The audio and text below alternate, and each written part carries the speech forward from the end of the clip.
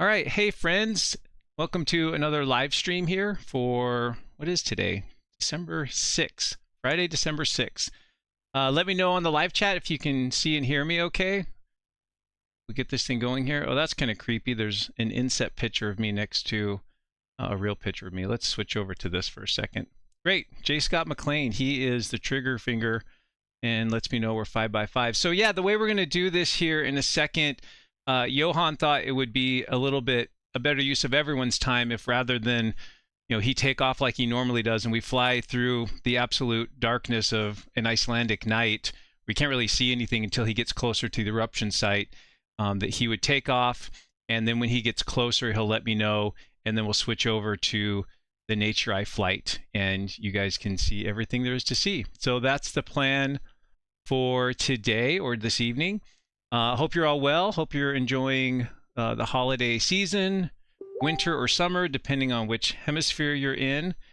And what we'll do here is we'll do 2 flights with Johan and NatureEye, and then afterwards I'll do a little brief update and then come to you for any questions you might have, and we'll cover any questions you might have. As always, thanks to our moderators. We have Susan and Amanda Joe or Mandy Joe on the live chat handling pulling the heavy load there, doing the good work there. You can send questions to me through their prompts. Usually it's the big question mark there, and then they'll aggregate those questions and send those to me at the end of the live stream. Happy to answer questions about Iceland. Maybe yesterday's big earthquake in California is on your mind. I had a video this morning kind of launching our part of our web page with a merchandise link. So if you want to ask some questions about that, just more of the logistics and stuff, happy to answer those as well. Of course, Amanda Joe did the awesome work of putting most of this together, so a big shout out to her. So those topics would be of primary interest, but if you have something other than that, might entertain those questions too. Sometimes if the questions are too random and too far afield, it's kind of hard for me to manage them all. So we'll just see how it goes with the questions as we get closer to that. So yeah, what I can do to start with though is Johan sent me, and first of all, let's make sure we give a proper shout out to NatureEye for making all this possible. Remember, you can fly a drone yourself over this eruption site or over this landscape. You can use the code ShawnFly, so my name, ShawnFly, and that'll get you 10% off your flight. You can also use it towards gift certificates, so maybe operating the drone and taking pictures is not something you want to do. Then if that's the case, you can gift that to someone else. You can find someone else in your life that you might want to get that to and go with that. So we recommend that you do that. So thanks to NatureEye for putting this all together. And again, it's pretty easy. It's just pushing a few keys on your keyboard to move the drone up, down, side to side, left, right, that sort of thing. If I can do it, you can do it. And Johan's there on the ground to make sure you keep the drone in the air, don't crash it into anything. He can also provide assistance and information. He's a great guide. So we're hearing great things from all the people who have done a drone flight with NatureEye, and we want to keep that going because it's pretty amazing what they've done with the technology and the ability we have to do this. So here's some photos that Johan sent me from, I think this was the day after the eruption started, the 21st.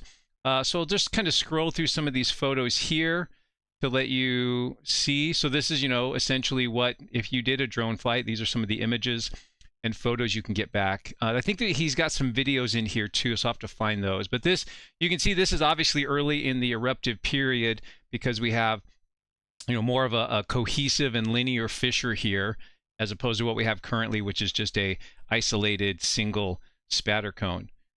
So pretty cool stuff here. And so I'm just going to kind of scroll through these.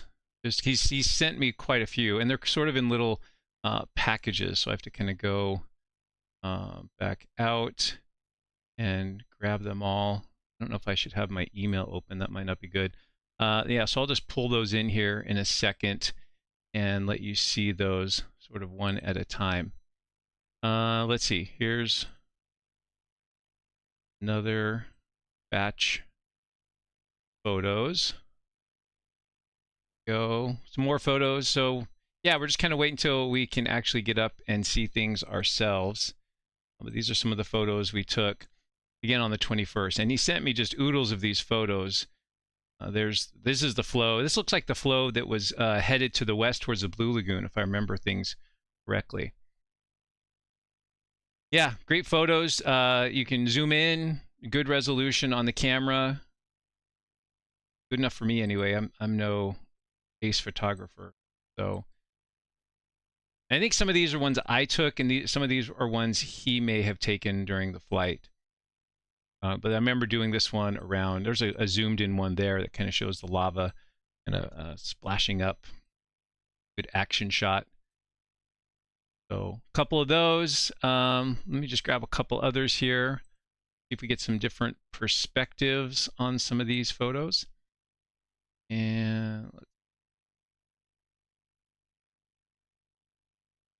there's so many photos in here. Maybe I can try to find one with a video. Quite sure which one. Oh, that was one right there. I just had one. Here's one with a video. Could be a short video, but yeah. So here we are, kind of flying towards the eruption site. So this one has movement and the action along with it. Yeah, spectacular. Yeah, so that's looking due north towards Vogar. And you can see that's still, I think I think that cone's died down, but the further one you can see off to the right of it up ahead, that's the one that's still erupting. And then you can see this lava flow going off to the left. That's the one that went into the Blue Lagoon parking lot.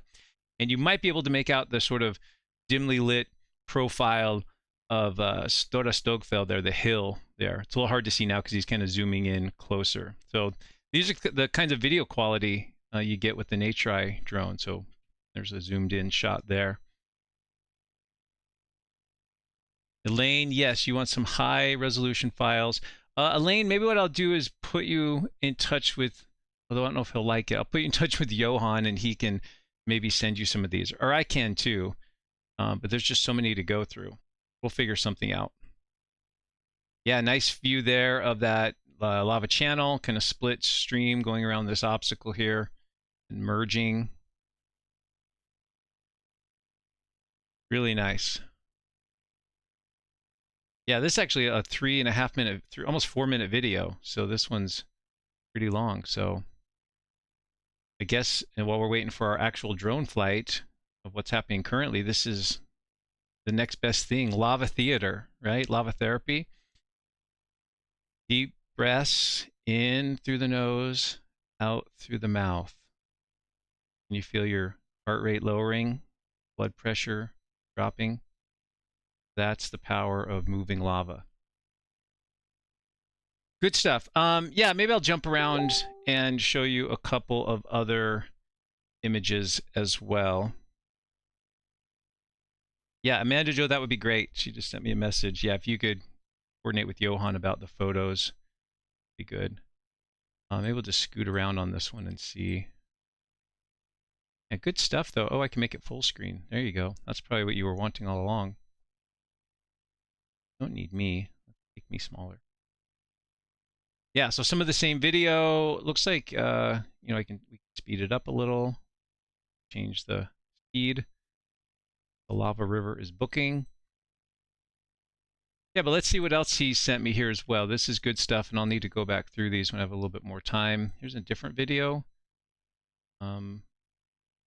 Same evening. Let's maybe switch over to the other batch, which was from a different date. So he did send me a second batch of photos from a different flight. And let's maybe take a peek at those. Photos up here. Oh, he says he's ready. Okay, so we're going to switch over to NatureEye and hopefully get things going. Send him a quick message and then we'll be good to go. Hey. Hey, Johan, can you hear me? I can hear you. Oh, I good. can hear you. You're coming through loud and clear. Yeah, so I'm taking off in a minute and flying there. So Oh, okay. Yeah, yeah. you're on the live stream right now, so say hi to everyone. Oh, hi everyone. It's a bit windy today, Okay. so we're gonna do a couple of flights and just switch over to my drone once we're over the eruption. All right, I'm gonna go on mute now. I'll Okay. hear you in a minute. Thank Okay. you. All right. So we'll just we'll fill the space with something. So okay, great. Okay, so Johan is flying the drone through the dark right now. I'm just sort of stalling, obviously, killing a little bit of time till we're there. Looks like everyone's able to hear him, so that's good. The technology's working nicely. Yeah, so let's I don't know. Let's look at the merchandise for a second, shall we? So this was just people have been asking for some time about doing something like this, and I mean, this is outside my wheelhouse, right? Like this, I don't know how all this works. Luckily, Amanda Jo was up to the challenge and she figured it all out. The trickiest thing and the thing that took the most time, I would say, was the getting the logos designed. And I like the logos we have, and I worked with the local graphics company. I think they look good. But I actually have someone, a good friend of mine, is working on a Random Road Cuts logo that I'm really excited about. So as nice as these are, once the Random Road Cut video, the Random Road Cut logo is available, that will be one that we can add. So the nice thing is we can easily add new graphics, new logos to the products. So whether you're getting stickers or shirts or whatever, it's pretty easy for us to do this. As in my video today, I mentioned, so there's different colors, so don't be put off by, oh, I don't like that pink color. Well, if you click on it and go in here, there are different colors that you can see here for each shirt. So you can see that same logo on multiple shirts. We do have a women's specific shirt that's a little more form-fitting and less baggy than a classic t-shirt. Got hoodies, various colors, but 3 logos. We thought this was a good starting place, 3 different logos, and just a good handful of products selection-wise to at least kind of get started. If there's something, though, you see that you'd like, hey, I'd really like a backpack, or I don't know, just something else. The company we're working with has a lot of products that we can print the logos on, and so just let Amanda Jo or I know, and we can add that to the catalog, if you will. But I didn't want to make the catalog just overwhelming and have a million products where you're just scrolling forever and it's too much to digest. So we start out pretty simple, just kind of the basics: hats, water bottles, and such. High quality stuff, but let us know what you think once your product arrives. If you have any comments, good, bad, or otherwise, let us know. But I ordered some stuff myself that should show up, I think, maybe late next week or early the following week. At least that was the shipping estimate. But they do ship out of Europe and the US. So what I'm hoping is, even if you're in Australia, South America, Africa, or some other continent, that the shipping prices are still pretty reasonable. We tried to make the prices of the products reasonable as well. I think it's all in US dollars. I don't know if you get in there from another country. I don't think it converts. So, oh wait, look right up here. You can convert. Look at that. They've thought of everything. Pretty sweet. So anyway, so that's sort of the bottom line with that, and then sort of related to it, since I kind of went with this Geology Explained moniker. Oh, you're there? I am here, still Okay. flying towards the goodies. Okay. Am You can I? switch over at any time, but of course it's mostly black Yeah, until I we'll get there. switch to you now. I was just talking about merch and stuff, but now we can see the glow. We can see it there. So yeah, if you want to keep just flying us there, that'd be great. Maybe tell the viewers a little bit about what's been happening the last couple days with some of your other flights, if that's okay. Well, yeah, so we've been flying here almost constantly during daytime, and I extended my calendar into the hours of darkness.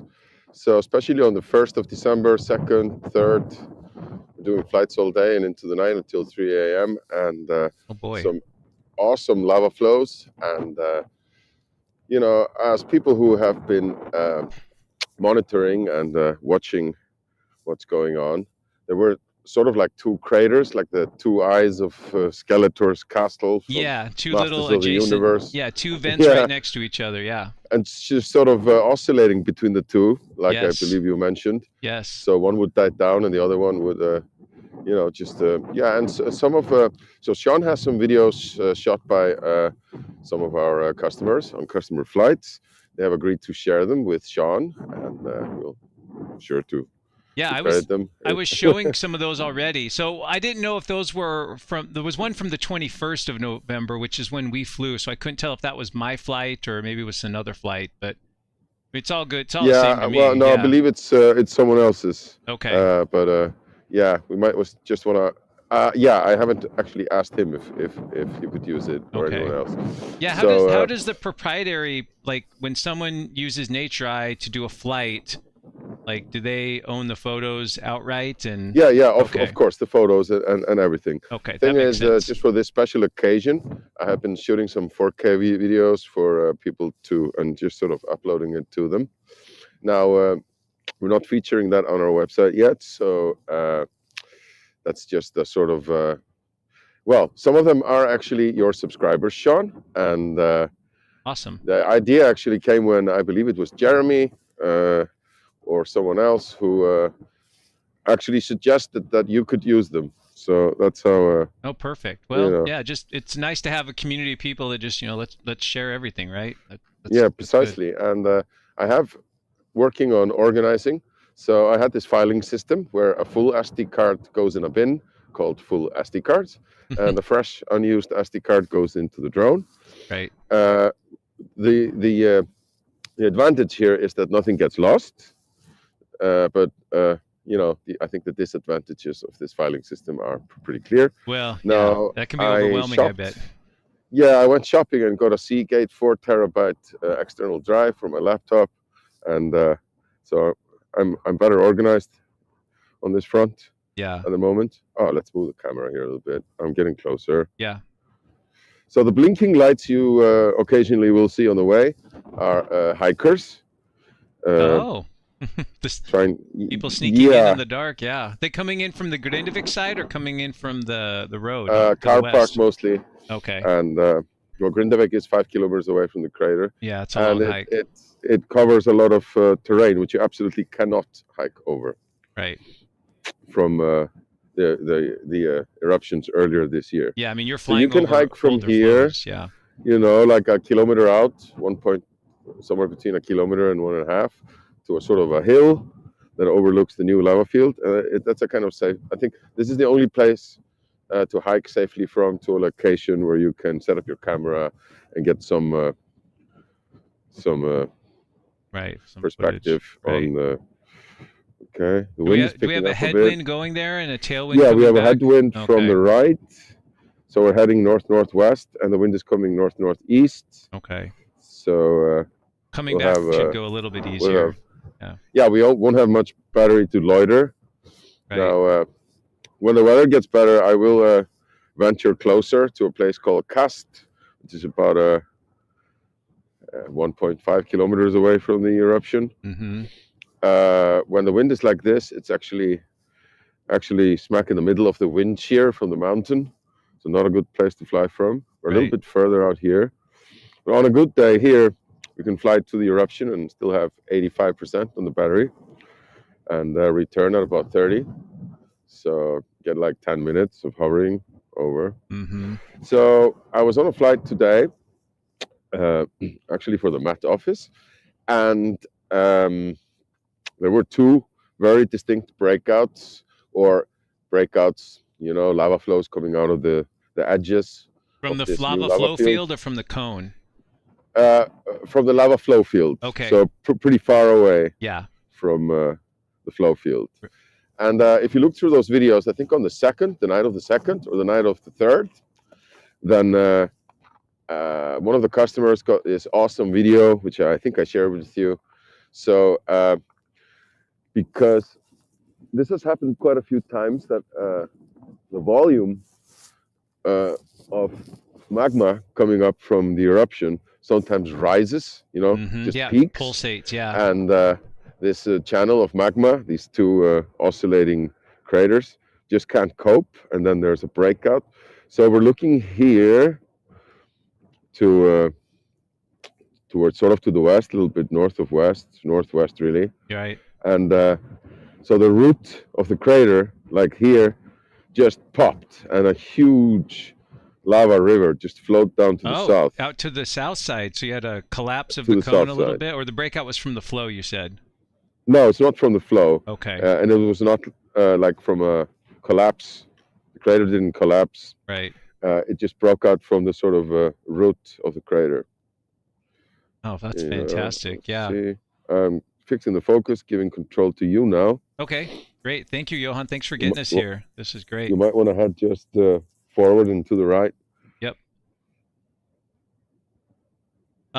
Yeah, so is this like it's almost looking like, and maybe you would know, Johan, that we have like a bit of a perched lava pond here, maybe? Like this. Oh, like the one on the May 29th. Yeah, like where it builds up the levees on the side, or is this just like the stagnated lava that's coming out? It is very reminiscent of that. So Right. the lava is, of course, building up, and the crater is also building up. On my list is to check actually how high it is now. Let me try and fix the focus. Oh, I need to take my gloves off, set to manual focus here, so it won't be dancing around like this. Could you see it in the top right corner? That breakout. If you swing the drone with the left hand to the right. Oh, swing it over. Oh, I can see that glow right there. Is that it? No. Oh. Just turn the drone to the right. Okay. Now turn it. Yeah. Got it. Sorry. It's right up there. Oh, yeah. Way out there. Okay. Oh, so that's like the flow. So it's all crusted over between here and there. And that's where the breakout is. Interesting. So, but we probably don't want to go that far out.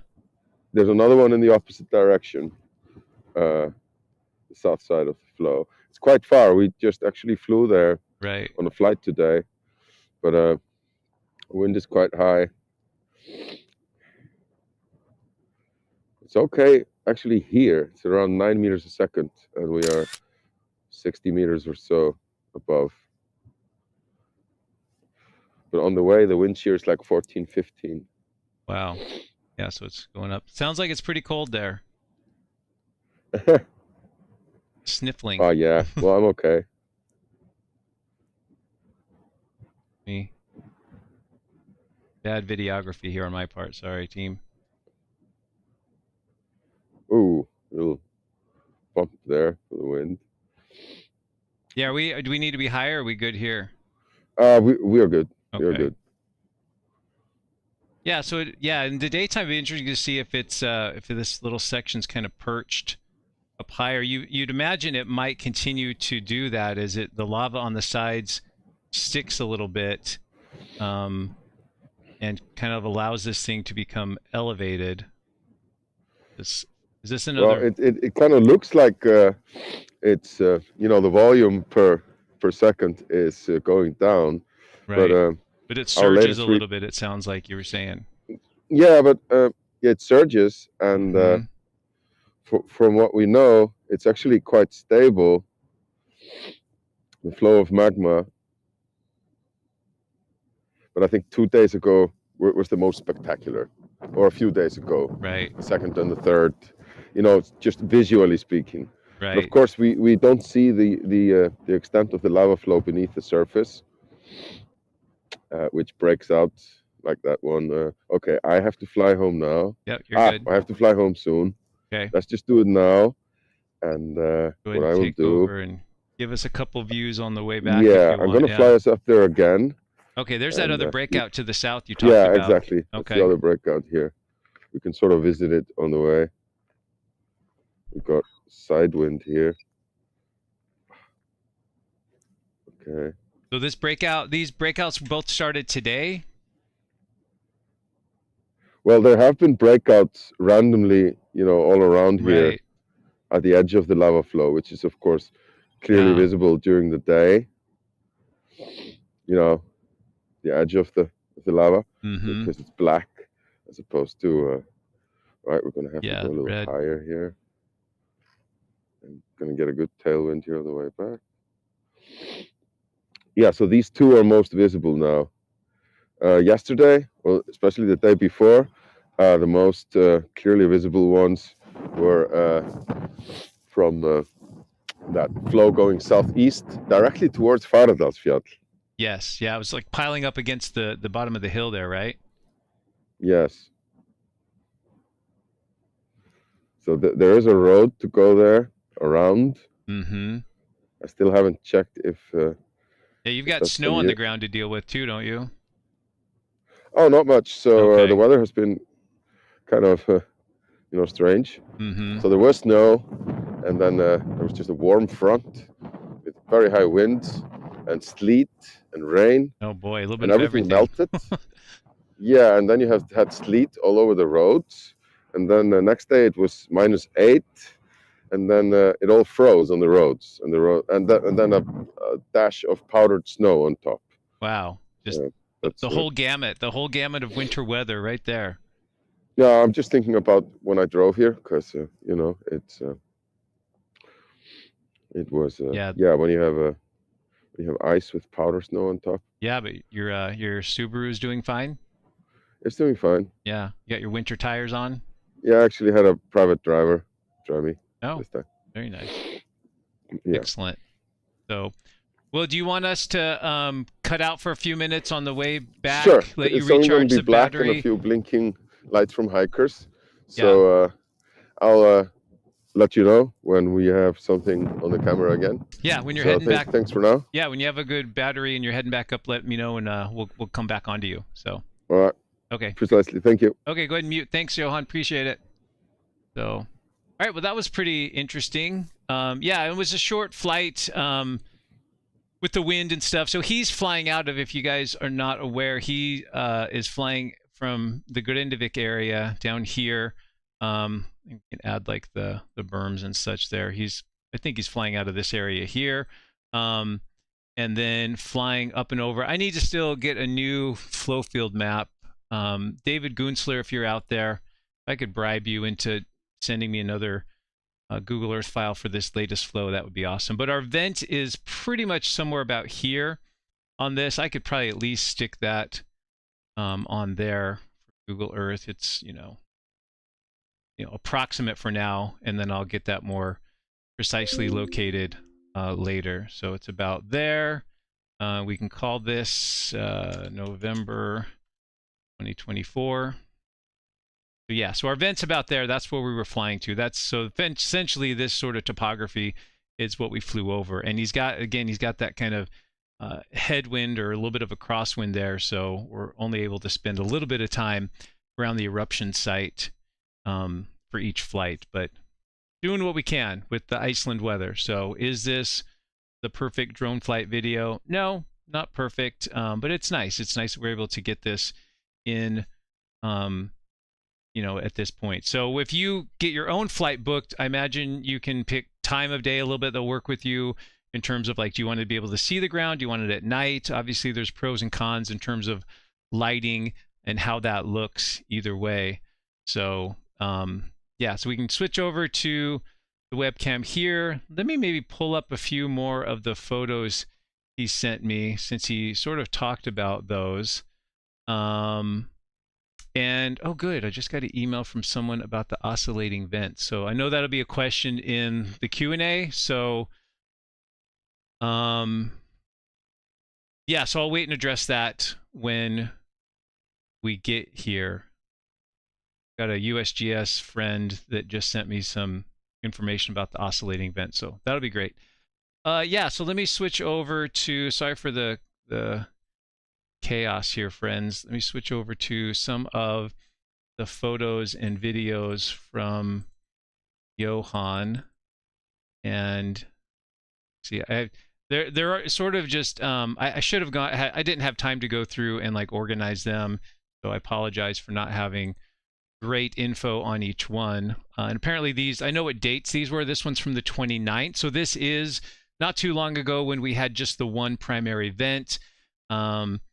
Based on the perspective there, I'm guessing that's Keflavik out there in the distance, and so this is a flow coming out of the east, similar to the what we have today and what we were looking at on the drone flight there. So some of the photos here. Let's see, how did I make that Could do it full screen earlier. Well, this is close enough now. But here are some of those photos. Here's a video, minute 30.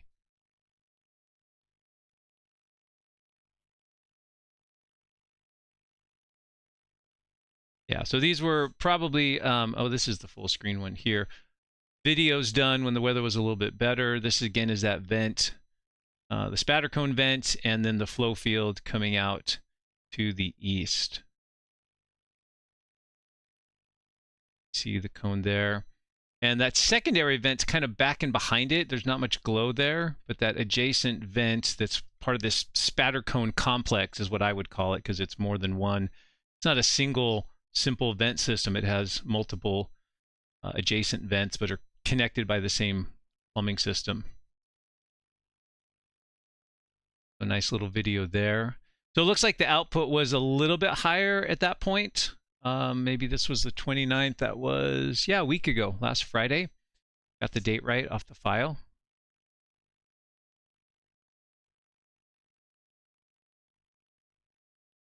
Hopefully folks are finding this good and interesting. And then we'll do another flight here with Johan in a second. You can see how much more expansive the flow field was even at night. Think about what we just saw with Johan, a more limited incandescent area. And that could be because some of that flow field, if we are developing more of a perched lava pond, then we could be seeing some of that lava has actually worked its way down into and established a lava tube system, a subterranean plumbing system that might be carrying it out. We know the lava is getting out to the distal ends of the flow field because we saw that with Johan with those breakouts. So even though it's black below us, either day or night, as we travel out to those parts of the flow field, we do know that there's still lava in the subsurface there.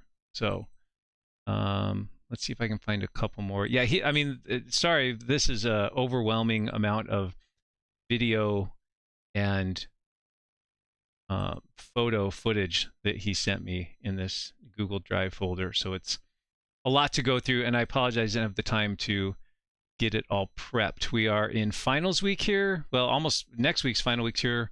Grading, getting the semester ended, staying plenty busy, I guess is the way to put it. And so didn't quite get to all the things I wanted to. Okay, here we go. Here's more. This one has a video. Let's see what we have here. Oh, this is well, I'll show you this one. We could play Name That Eruption. Right? This is not the current eruption. Whoops.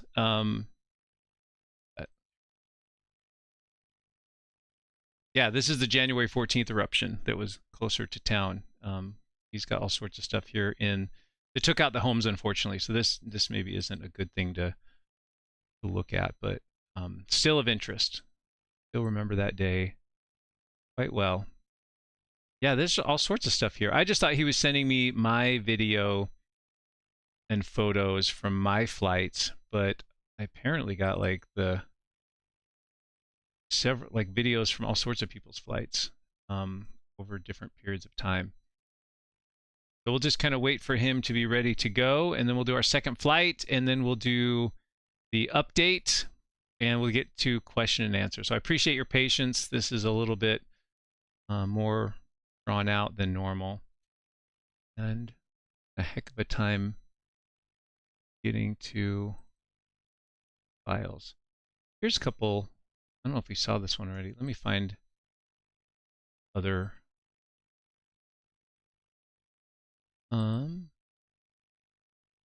This one. Okay.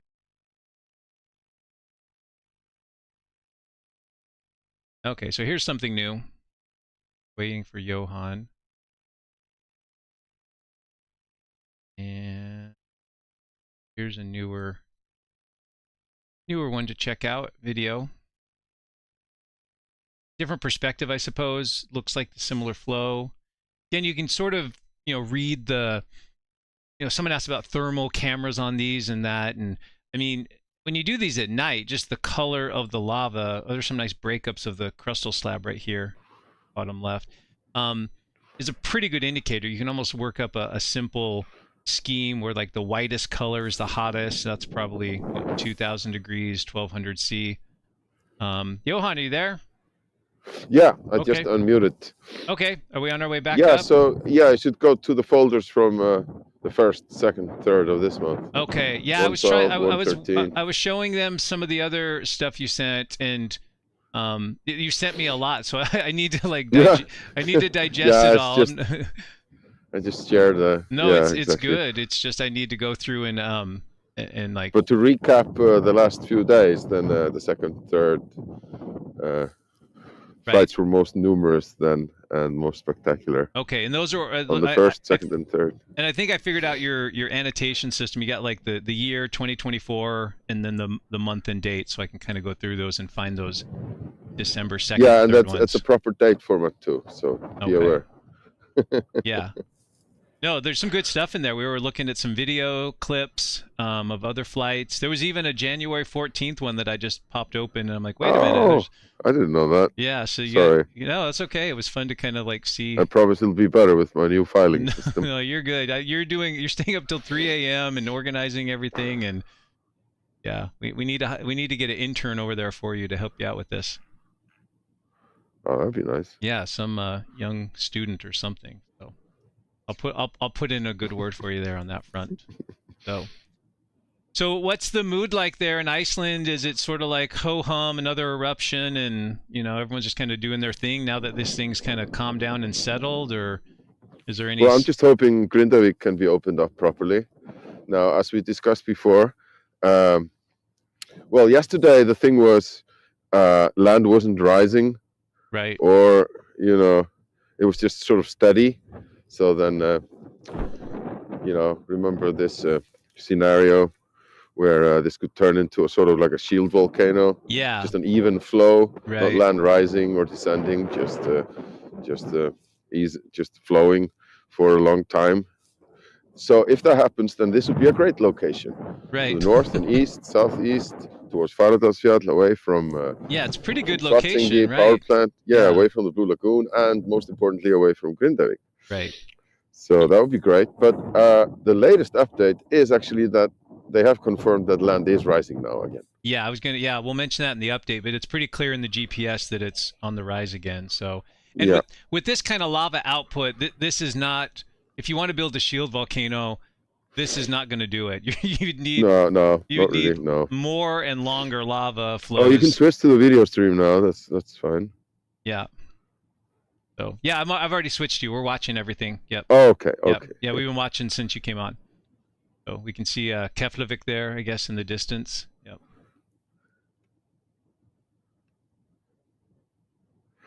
Yes, that's Keflavik in the distance. It's true. I'm just going to give control to you okay. a little while at least, because I need to switch to manual focus and fix the lighting here a little bit. Okay. Alrighty. Okay. You want me to stay this altitude or up or down? Oh, whatever. It's fine. A little bit stick here. the EV down.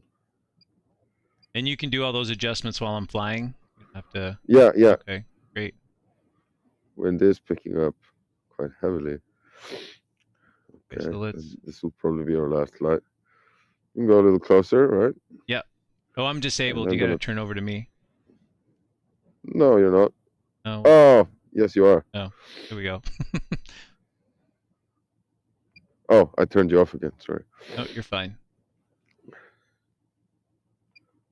Seems like we got up there quicker this time with more battery than the last one. Maybe a little bit. No. That was about the same. I struggled a bit. Oh, I flew too close to the mountain, actually. Oh. Like Icarus, too close to the sun. Let's hope. Right. All right. See these bright spots where it's really... yeah, the breakouts there. Let's try and get a good... Oh, are you controlling it? No, that's you. You're doing great. Yeah. No, there's a lot of strange wind shears. Yeah, I'm fine with you taking this flight if you want. Yeah, I think I'm just gonna. Yeah, stick that's with fine with me. we all know the commentary is better when I'm not trying to control it. Yeah, zoom in on that channel there. That's great. Oh, that's wonderful. And then maybe pull back a little bit. Oh, that flow. It does look like it's kind of, again, we can't see it in the light, but this is exactly what these perched ponds look like, where they just overtop the levee and it spills down the sides. Yeah, you can see here, it's like coming under this from, you see that slab? Yeah. It's going to go. Yep. Yeah, it's like totally undermined. It's surrounded by the incandescent stuff. So, and so there's obviously a slope there because we can see how quickly the lava is pouring down.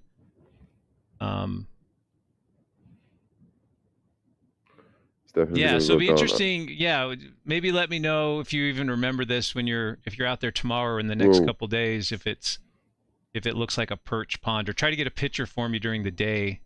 We can see if that's up at a higher elevation. This one's going to be I'm going to turn the drone into the wind.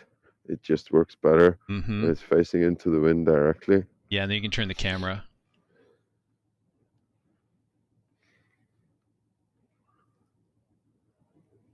Yeah, that's great there. That's a nice view of it coming out. That left flow's got some good energy behind it too. And then it looks like it's going down a steep hill, and then at the toe of these flows, it's like slowing down and fanning out, so it's like flat there. Or at least that's what's looking. It's kind of interesting to do this at night because you can't really see the ground. You're sort of interpreting what the ground is like based on the lava behavior. Yeah, we need some like augmented reality where we add the elevation lines. Right, we have like into the video. A topo map on the topo screen. map, yeah, exactly. That would be good. So I'm really hoping for we could recap this weekend in weather where we can spend a lot of time. Here's that breakout on the northern side. Okay. No, sorry, on the southern side. Yeah, on the south side. It's actually sort of to the southwest. Yeah, really bright spot there. Can you zoom in on that? Yeah, I'm going to do that.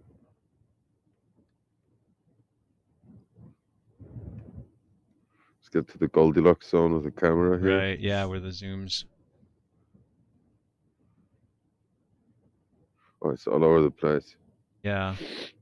Going back to manual. Oh, there's a piece that just broke off there, right in the middle. So it's hard to tell. Yeah, that's just kind of oozing out around the perimeter. That doesn't look like it's really going anywhere, like particularly just various sections of the flow that have kind of built up, overpressurized, and they're just kind of breaking off and just filling in the adjacent areas.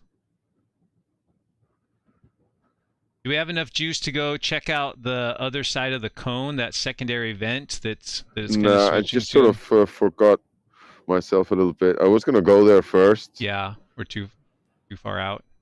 No worries. And we want the drone to stay safe. I think I'm going to be nice and start. Oh, that's there on the other side. Look at that. Look at what's going on right there right now. It's just totally turned over. The crust is sinking. Oof. Okay, I'm gonna head home. Yeah, you're good. Too much for the drone. Just when it was getting good, that's okay. So. Yeah, sorry, folks. Nope. More hovering time next time. Yeah, well, just less wind, hopefully, on the next flight. So. Well, cool. Well, hey, thanks so much for going out there and braving the elements for us again, Johan. And folks, remember, you can set up your own flight with Johan and NatureEye. Just go to their website, natureeye.com. If you put in Shawnfly, SHAWNFLY, get 10% off your flight. Johan's there to guide you through the whole process. He'll help you get the photos, you get uploaded. If not for you, a great gift for someone else. You know, we've all got enough stuff. This is a really kind of cool experience to be able to do this here while we have this eruption going on. So, good stuff. Do you want to stay till you land, or you want us to cut you out now, or? Well, it's all black, yeah, and I don't see any blinking lights. I mean, what I could do is buzz some hikers on the way back. That That's might be entertaining. Fun. Yeah, like, but I don't see any, so I guess it's just gonna be goodbye for the night. Boy, and do check out our other locations as well. Yes, yeah. So safari NatureEye, parks, national parks in Africa, and other locations. Right. Which yeah. are really cool. Lots of locations that NatureEye has flights besides Iceland. So if you do an Iceland flight and you want to try something else, you can do other locations. Just check things out on their website. Gift certificates, flights for yourself. It's all there. So excellent. Well, you get some rest, my friend, and get out of the cold. Yeah, I'm gonna go and keep on working on my drone building project. Yeah, there you go. Maybe I'll showcase that to you, Shawn. Oh, perfect. Very near future. Yeah, if you see another good gap in the weather this next week or so, let me know. I'm pretty available now that the semester's winding down. So let me know. Yeah, it's 24 to 48 hours advance at most in the Reykjanes Peninsula in the high winter. Yeah, so, yeah.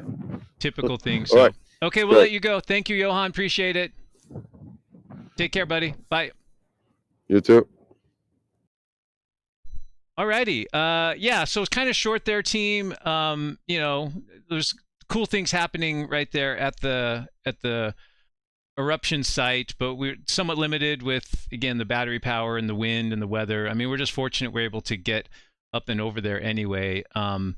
It's really nice. I was thinking the other day just like how, and I've probably mentioned this before, but how amazing this has got to be one of the most documented volcanic eruptions on record when you think about the webcams, the drones, the accessibility of the area so close to roads and towns and the airport in Iceland. I can't think of even the Hawaiian eruptions. You know, they're pretty remote. I mean, that part of Hawaii, if you've been out there, there's a national park.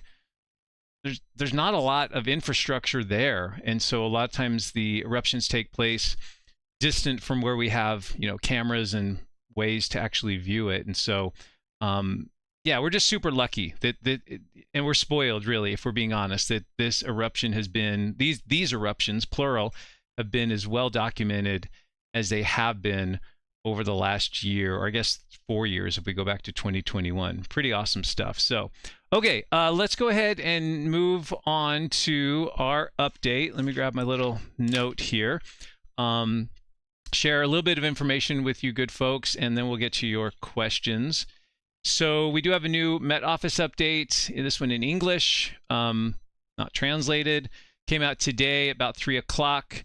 Land uplift resumes in Svartsengi. So that's sort of the big story, I suppose, is that now we have very clear evidence, and I'll show you this on the GPS data here in a second, that the uplift has resumed, that the inflation is going on, that the magma that's been rising from a deeper source to the shallow levels that began last year in October, that's still going on. And really that should be our, you know, we should assume that's going on even when we have these eruptions, unless we see data to the contrary. So even though I know in the past few weeks, once this eruption began, there was talk about like, well, maybe it's stopped. I mean, I honestly didn't think that. I'm like, why would it stop? Like, you know, what, you know, no evidence for that. So we have evidence that it's continuing. This says eruptive activities gradually decreasing. Let's see if they give any numbers here. I don't think they did, but eruptive activities been gradually decreasing in recent days. So I'm not sure if that's just visibly, observationally noted there, or if that's actually, there's been some measurements made, but reduced activity visible on webcams. And that kind of jives maybe a little bit with what Johan was saying, that, you know, around the 1st, 2nd, 3rd of December, it was a little more spectacular, and now it's kind of died down a little bit. Active lava flow remains within the lava field with little to no noticeable advancement. We kind of saw that with our own eyes with the drone flight. And then this is probably the big takeaway from this latest update. Latest information indicate that land uplift has resumed at Svartsengi. GPS measurements show a gradual upward trend. And then the latest INSAR satellite data shows that as well. So we have 2 lines of evidence, GPS and the INSAR data, that show the uplift has resumed here. So this is from November 30th to December 4th, and you can clearly see right there around the Blue Lagoon power plant area, the uplift shown by the colors there. So there's our Met Office update. Let's check out that GPS data, shall we? And we shall. So go to our GPS data. We'll go to Svartsengi. We can go to any station you'd like, but this is the one we kind of classically have looked at. My big fat face is in the way, so we'll do that. And here is our GPS data. Uplift going on through September, October. November 20th was our eruption, so we had deflation as that lava made its way to the surface, erupted onto the land. We can see that turning, deflation going on. Then we had a period where things looked like they were kind of stabilized, but now I think if you put a best fit line through there, linear regression, whatever, you would have a slight uplift, inflationary trend there. So the land is indeed, with these last maybe 6 or 7 data points, I think the trend is a lot more apparent that we have inflation resuming here. Slow, but we also have an eruption going on. So it'll be interesting to see how this all balances out in the next few weeks. Do we see, if the eruption ends at the surface, do we see a little bit of an uptick in the inflationary trend? Because that's magma that's not making its way to the surface, but staying in the subsurface. Does this trend continue if we keep the eruption going more or less at its current rate? Lots of little nuances there to kind of keep track of. So there's our GPS data in all its splendor and glory. Earthquakes, not a whole lot going on. There was basically one in the last 24 hours near the eruption site, 0.24. Pretty small potatoes, not much to be alarmed with there. A 1.1 over Fagradalsfjall. Again, not a lot of earthquakes here. There was a little bit more activity and a little bit more excitement over near Lake Klevervatten, including, this is the Krishevik system, and the biggest one here looks like that 2.42 or so might be the biggest in that sequence. But probably tectonic, definitely not related to magma inflation as far as we know. Let's see how deep those are. Yeah, pretty deep till 7 kilometers. So interesting data there coming from our earthquakes. And then let's go ahead and address this now, because I know it'll be one of the questions. And I did not really prepare this, so I'm going to be just doing this on the fly, and we're here to learn together. But I got to find this. Where did I put it? I have for you. So one of our good viewers who's on the live chat, Tim Pointing from Canada, Ontario, I believe. Thanks for sending me he put together a time lapse. Find it again. Here we go. A time lapse. So we've talked about this oscillating behavior in my last update. I sort of speculated on it a little bit. I did just get something from a colleague, so I'll share that with you. But let's look at the behavior first. So Tim got the permission of one of the webcam operators, Iceland Now, for us to show this. So thank you to Iceland Now. We'll put them in the video description as well. But this is a time lapse. Not sure what day or time, kind of doesn't matter. We've been seeing this overall for a while. This is the spatter cone, but what we want to watch here is these two neighboring vents and how the eruptive activity oscillates between these two. So here's the left vent going off, then the right one takes over, then it's back to the left, a little bit of the right, the left.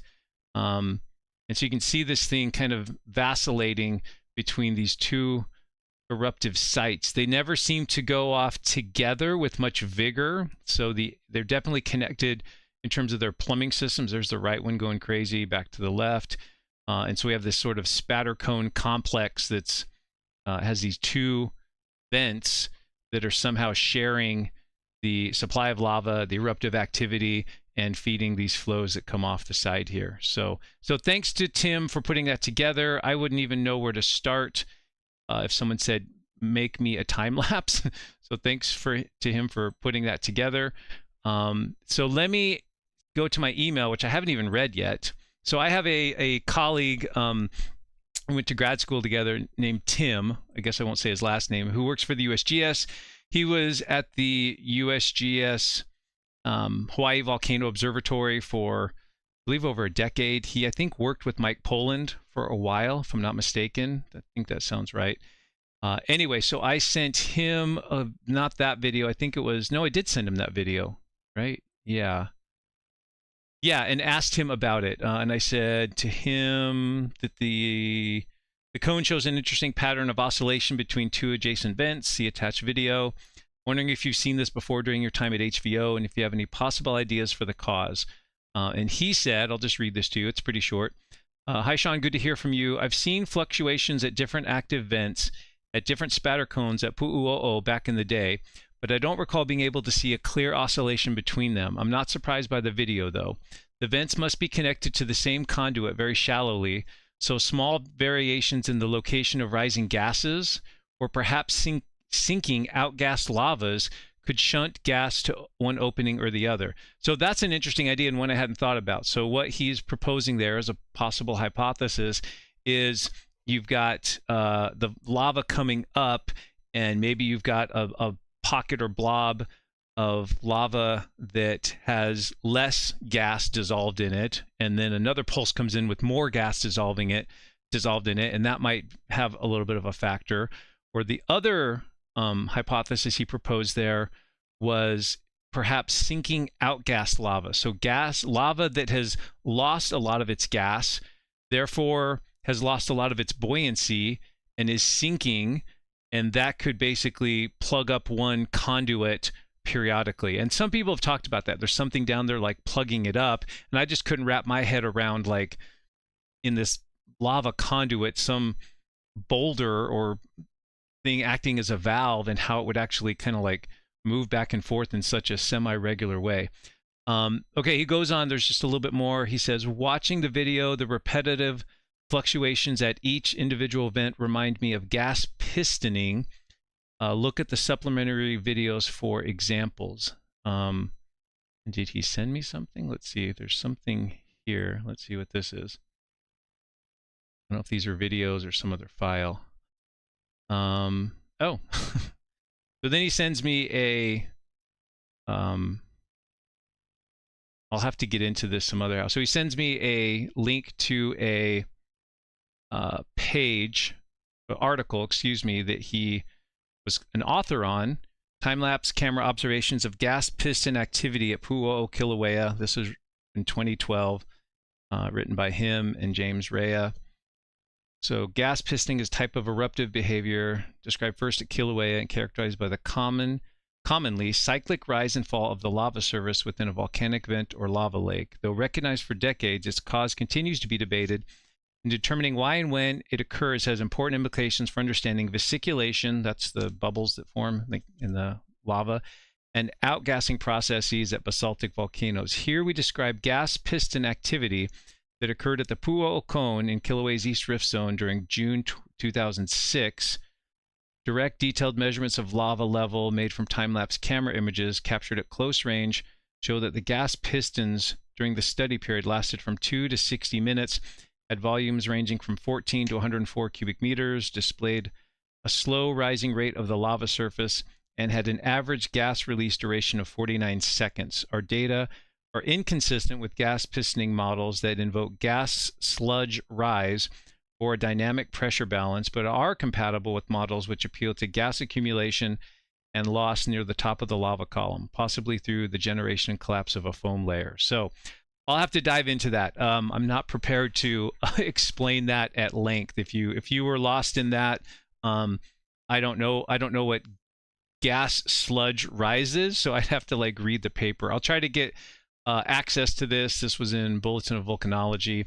I don't know why Tim didn't just send me the article, but I'll see if he can just send me a copy of that and then get back to you on that. So fun stuff there. So for now, we've got a couple possible ideas as to why the oscillating behavior is taking place. I think Tim there nicely exposed at least me to a couple ideas I hadn't considered. And so it'd be fun to kind of dive into that and see if we can kind of resolve this mystery a little bit, or at least come up with some explanations that make sense. So to wrap up the update here, friends, couple of news stories from Amanda Joe. This one, again, the Google Translate on this one was awesome.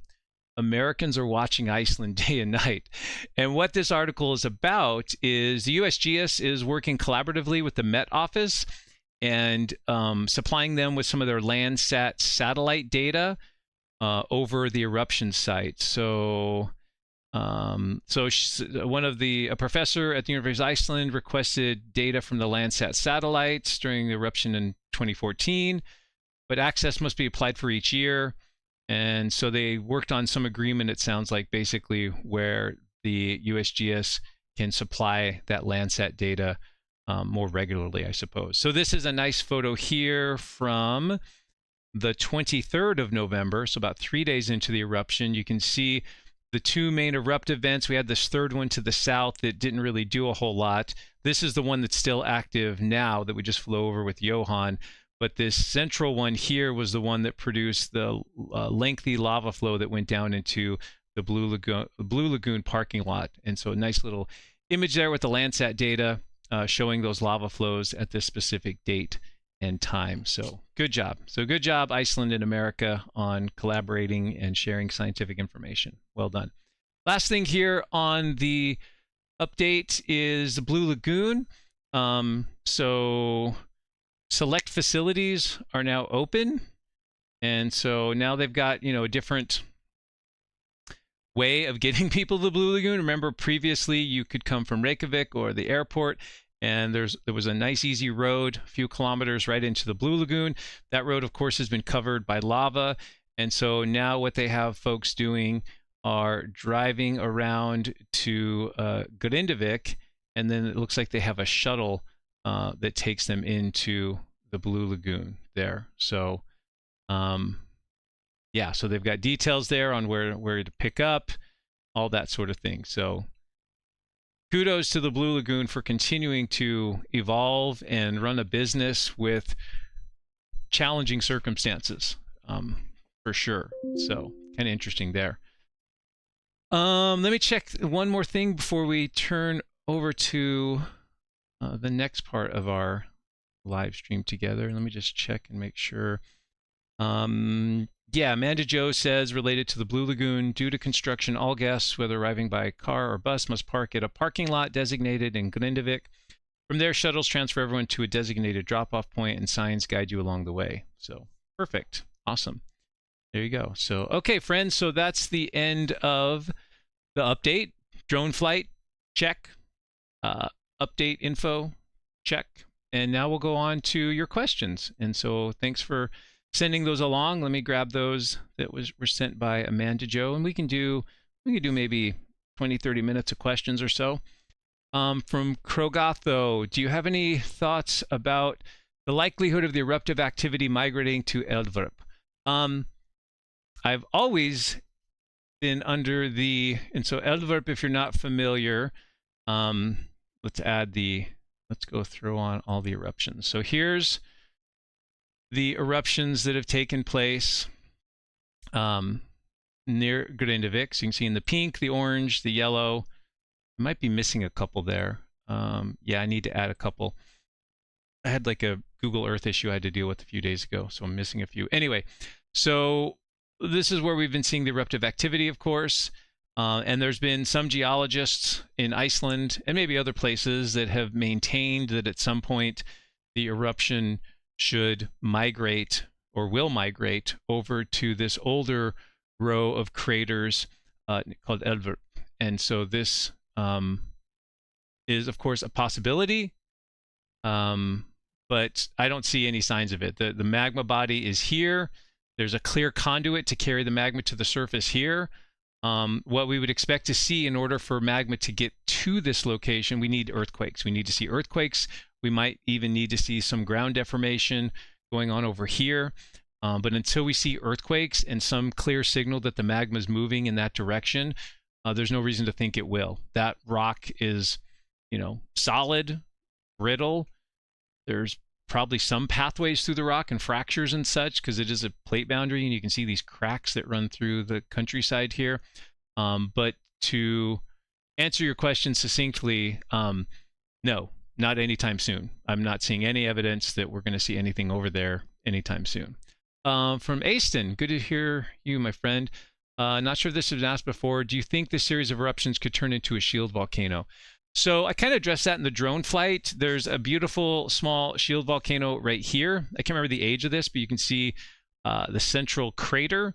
You can see the symmetrical shape of this shield volcano. These these younger flows here are wrapped around it. And I'm not talking about the flows that we've seen, but these lavas, you can see a difference in the topography here in the moss.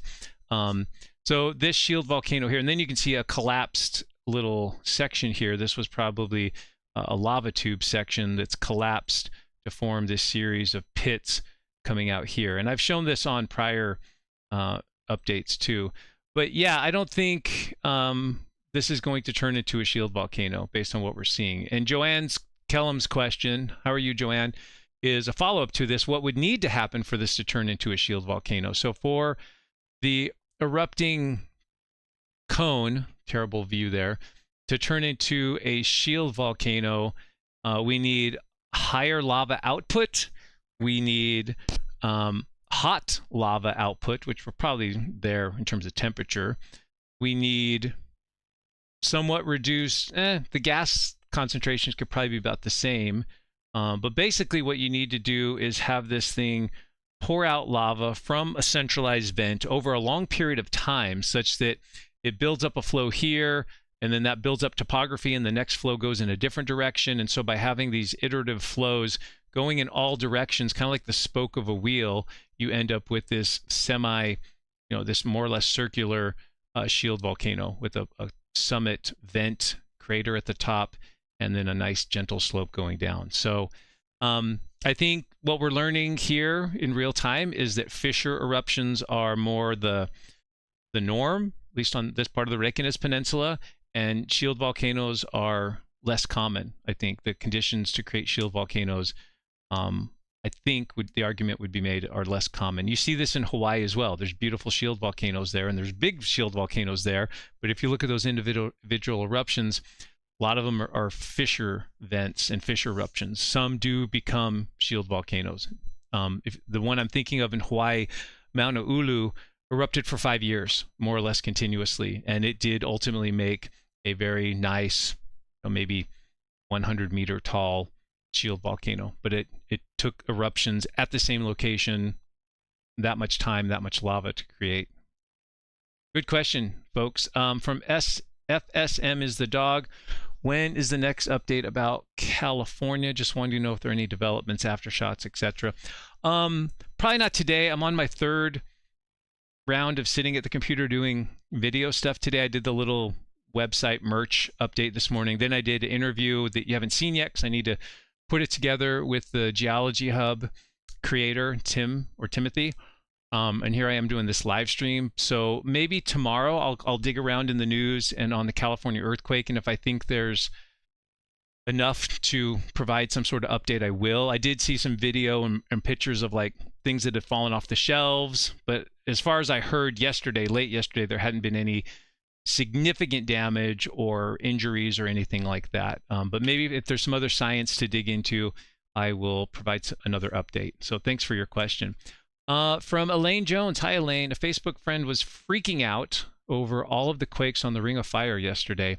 I explained there are quakes there all the time. About how many significant quakes occur each day? Ooh, that's a fun question, Elaine. And that makes me want to pull up some real data here. So we can go to the USGS site. We can zoom out. We can come up here and look at, I need to pull your question up. How many significant quakes occur each day? Well, significant on the USGS site is, I think, magnitude 6 and higher. So here's 30 days of what the USGS would call significant earthquakes, and there are exactly 5 of them in the last month, including the 7.0 off the coast of California. So significant, you said significant as 2.5 and above, so we can add that. So I wouldn't call a 2.5 significant, but if we did want to define it that way, which is fine. Looks like we have 1,300 in the past month. You want to know how many there are per day? Each day looks like we have 124. So in the last 24 hours, there have been, well, this is a little bit biased, and I'll explain this in a second. This is probably low. 124 earthquakes. Why is this low? Well, this is the USGS database. So if you look at this closely, you'll see that there's tiny little quakes, 2.6, 2.8, all these little ones, and all these aftershocks, 2.5. Here and around Hawaii, 2.7, 2.6. But there's no 2.5s anywhere else in the world. If I come over to Ecuador, that's a 4. That's a 4. That's a 4. That's a 4. But then I get over here to Puerto Rico, and back to the little quakes. Well, that's because this is the United States Geological Survey database. So it's our seismographs and our seismometers in Alaska, in the US, in Hawaii, and in Puerto Rico. And so we're too far away. Our instruments are too far away to detect the 2.5 earthquakes happening in other countries around the world at this time. Now, when they're bigger quakes, right? So if it's, if we go to 4.5 and above, yeah, we can pick those up. We can pick up those bigger quakes. Here's a 4.6 near Tonga. Here's a 4.8 in Vanuatu. But 2.5 is below the threshold because they're too far away, and by the time those seismic waves reach us for ways I can't explain or understand, we're unable to detect those quakes. Yeah, so Ring of Fire, definitely plenty of quakes. If you look at like a 30-day period, I can't count all those quakes. There's 414 on the map, but most of them are on the Ring of Fire, and not just the Ring of Fire. The most active part around the Pacific is the Western Pacific, because this is where the subduction zones are. So if you go from Alaska down through Northeast Russia, Japan, Philippines, Indonesia, New Zealand, Tonga, this is where the big subduction zones are. And so this is where you're going to see most of the earthquakes. Notice there's way more earthquakes along subduction zones than there are along transform faults, divergent plate boundaries. Look, there's more here in South America, but that's, again, a subduction zone. And so we see more in the Ring of Fire because the Pacific Ocean is lined and surrounded by many subduction zones. South America, Central America, Pacific Northwest, Alaska, and all those other places I mentioned there. So good question there, Elaine. Thank you. From Fagan411, was there uplift during previous eruptions? From Amanda Jo, maybe Bruce's graphs here would be good if you have them easily available. I think I do. Give me a second. I think I can find a Bruce Garner graph or two that shows, boy, now I got to pick which one that shows the uplift. Well, really, oh, yeah. He has mostly earthquakes, though, doesn't he? No, he has the uplift data. Yeah, shoot. I have lots of emails from Bruce. Let me see if I pick the right one. Here we go. This one might be good. So I don't know if this is what the question is asking. Was there uplift during previous eruptions? Well, here's the we don't have today's eruption because this is going back to early November when he sent this email. But here's the eruption prior to that at the end of August, and you can see uplift resuming pretty quickly within a few days. There was that downward turn, and then the uplift resumed. So I would say, based on what I remember and based on looking at this data, that the trend we're seeing now is pretty similar. The one that may make the most sense to compare to would be the March eruption, March 22nd eruption. Was it 22nd? I can't remember the date. Anyway, the March eruption, no, March 16th eruption, because that one went on for quite a while. The eruption went on, I think, well into May. So this whole period here is actually showing uplift while simultaneously lava was coming to the surface and we had an active eruption. You can see sort of two changes in slope there. It's kind of interesting. Maybe there was initially more lava being erupted and then it slowed down. And so, but yeah, there was still inflation going on. So yeah, hopefully that helps a little bit. Kudos to Amanda Jo for giving me that little nudge there. From J. Bant Sexton IV, Professor Willsey, I pulled some molten but still solid rock from this eruption. Whoa, broke it open and found a few olivine crystals. Does the rate it cools dictates if crystals form, or do they form regardless? I was wondering, it cooled fast enough to still turn glassy on the outside, but seemingly slow enough for nice olivine crystals inside. So most likely, if you were able to sample the lava, which it sounds like you were, which is cool, the olivine crystals that you see there probably had already formed in the magma. So those were olivine crystals when this magma was still underground and cooling at a slower rate. Those little baby olivine crystals had probably already formed. Then when the whole supply of magma erupted to the surface, they were carried with the magma to the surface as lava, and then everything cooled quickly around them. But they went for a ride, were carried, and then retained as individual crystals in there. So that would be the best way to explain or describe that. So good question there. Do we have one more batch, Amanda Joe? If you want to send one more batch, that sounds good to me. Let's do one more batch and then maybe kind of end it there. So folks are doing on the live chat. Yeah, people still enjoying this? Hopefully. Yeah, and thanks for all of you for joining us. Thanks as always to Amanda Joe and Susan for manning the live chat. That's a tough work, multitasking. I always think what I'm doing is harder sometimes, but it's not. Yeah, so if you want to send me, there we go. Just came through. Okay, we just have, looks like maybe one more question or so from Dabs. Rabs, hello from Iceland. I find it terrifying that the magnetic pole is shifting and moving so much, and at the same time all these activities are going on. It's not only this place, also Geysir. Well, it was, let's see. Yeah, so it's not really a question there. Yeah, the magnetic pole shift, there's nothing conclusive about that. Magnetic pole movement and lava, magma movement and accumulation don't seem to have any sort of relationship at all. So the magnetic pole moves a lot and it shifts, and it's been doing it for quite some time. I'm not a geophysics expert. This would be a good Mike Pollan question, I suppose, but not a big concrete relationship there. Nothing that helps, I suppose. Cool stuff. How'd we do? Let's see. I think there was one more that maybe didn't make the cut. Arthur Clark, the oscillating vents. The northern vent outflow is at slightly higher elevation than the southern. Wonder if it was a siphoning kind of action between the two. Yeah, maybe, possibly. Yeah, weird little. But it, you know, a lot of people sent me things about, well, like in plumbing world and fluid mechanics, it works this way.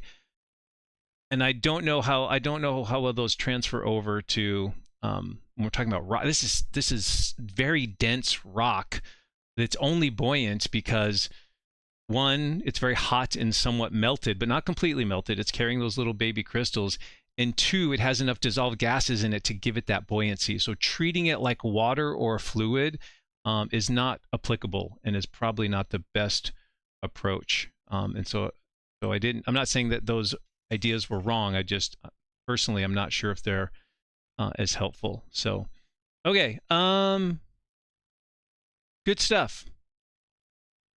Yeah, you guys answer each other's questions just as well as anything I do. So that's probably going to be it for today. Thanks to everyone for jumping on and joining us here for this drone flight with NatureEye. Remember, you can buy a flight for yourself, for a loved one. Use the code ShawnFly, SHAWNFLY. Go to their website. There's a gift certificates you can send people. Buy a flight for yourself, either in Iceland, or they have a whole host of locations where you can operate a drone, take pictures. Iceland's obviously, you know, right now the volcano, but if you want to go over cool landscapes in Africa, South America, other parts of the world, you can do that. So thanks to Johan and NatureEye for their help in today's program. Thanks as always to Amanda Joe and Susan for moderating, and a big shout out to all of you. You guys make this possible. If it was just Johan and I and Susan and Amanda Joe, four of us on a little chat together without anyone else, I think we'd all lose interest pretty quickly, even though we all like each other pretty well. So it's the viewers that make this happen. Your questions, your interest, your involvement with this community is what makes it so special. So thanks for all of you. And looking ahead into my crystal ball, I'm going to get the interview I did with the Geology Hub guy up and running, hopefully launched this weekend, if not Monday at the latest. I've got finals to give next week. I've got an interview on Monday with a scientist that works at Grand Teton National Park. I'm interested in learning more about what he does.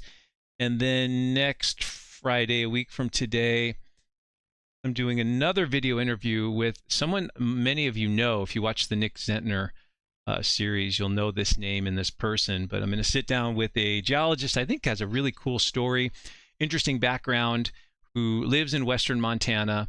And so we're going to chat and we'll find out more about him and what he does. He'll bring in some visuals, and I think that'll be fun. So a couple more Sedona videos coming your way, one more random road cut. I'll get back to the Geology 101 videos. Just all good things happening here. Just I love doing this. This is fun. I'm enjoying this. I hope you're enjoying learning with me as well. So have a great day. Have a good evening, whatever the case may be. And we'll see you next time, team. Thanks so much. Take care and adios.